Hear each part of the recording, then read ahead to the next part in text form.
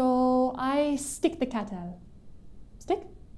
Stick. Sticking is to let the blood flow. So first there are a lot of people already arranged for the stunning. Stunning, you know what it is? Stunning or kicking the head and make the cow unconscious. Then after the stunning, it will be hung. Hung and then move to the next line. That's the sticking portion. So I do the sticking to make sure the blood will really flow. Then after the sticking portion, it will be moved to the next line until the end. So that's the flow. When my brother and me, I said, when I talked with him, I said that if our dad wants us to follow him, we're gonna have a hard time to copy our dad because he's really amazing. He came to visit. That was the second time around. The first time is 2018, and then 2019 we go back to the Philippines for him. Yeah, we try and hard to apply for my dad to become a permanent resident because he wants to stay here with us because of my kids. He loves our kids, but unfortunately we couldn't because I'm the only one working, and my wife she doesn't work because we have 5 kids, and enable us to sponsor for my dad. We need an income of at least 85,000 annually. So and I have only 45, so I'm not qualified. So and that's why we just invited him for the visit only. But he liked it. He wants to become a permanent resident. And luckily, I'm not qualified to sponsor him. Yeah, my dad, he got a little bit, I keep asking him, I said, you have cough? No. And I don't know if that's a symptoms. He just complained to us that he really can't sleep and that he has constipation. He said he's just feeling homesick. He kept telling to my brother that my mom's telling him to be with my mom, that he says that she says, I'm here to get you. It's your time. So he keeps dreaming that every day.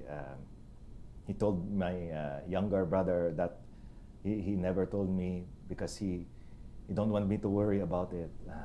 So we didn't see any symptoms like having cough or sore throat. Just like the emotional of my dad thinking about life.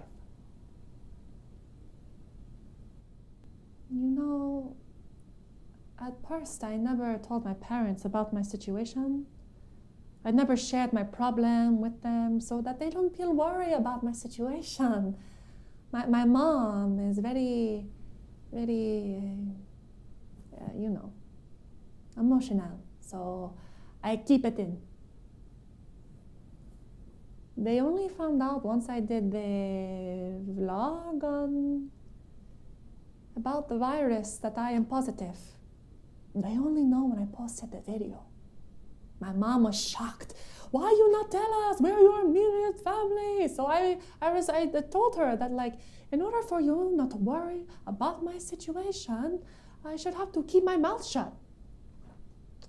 So yeah, but I had already told them that I got life insurance.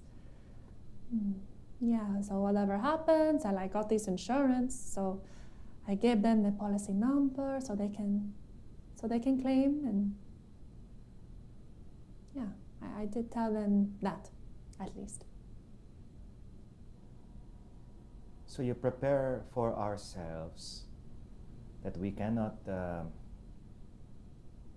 never see our dad.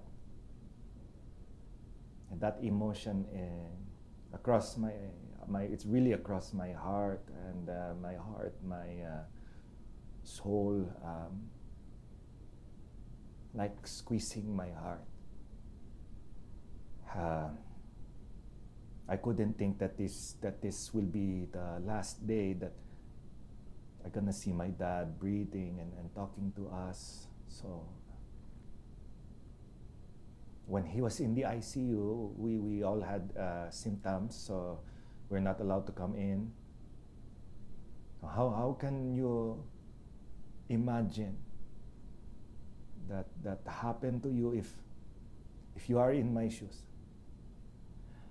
Someday somebody is calling you that you're positive in COVID, and then that afternoon your dad is being rushed into ICU and your family is showing symptoms. So I mean, if I was a weak person, I would have had a heart attack. But they allow us to have FaceTime with my dad. But sad to say, we cannot no longer have good communication with Dad because he's been induced into coma. It's hardly. But at least the hospital, they do the best they can. We see our dad through video call by FaceTime. My dad will not respond, but I mean, the back of his mind, he can still hear. And the time he passed away is May 5 here, but it's already May 6 in the Philippines. May 6 in the Philippines, this was the birthday of my mom.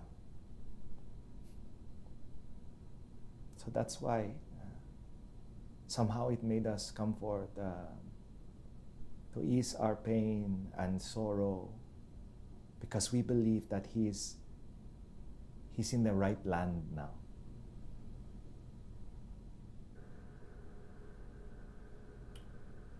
You know, it's so hard. Like, as a community organizer, it's so hard when people are treated as disposable. If someone died, we can replace them with 10 or more. But that is not the case. These are workers. These are workers that we invited to come and work. So just like any other Canadian, they should be protected. Do we see them like they steal our jobs? Do they not contribute to the economy? So that is the bigger question that I sometimes I look at. And for me personally, I experienced it as well as a migrant worker. All of these reasons why these migrant workers come here, it's because we're told we need Canada. We need Cargill. We need this kind of work. But it's on both sides. You need us. So there should be a mutual understanding that you need us and we need you.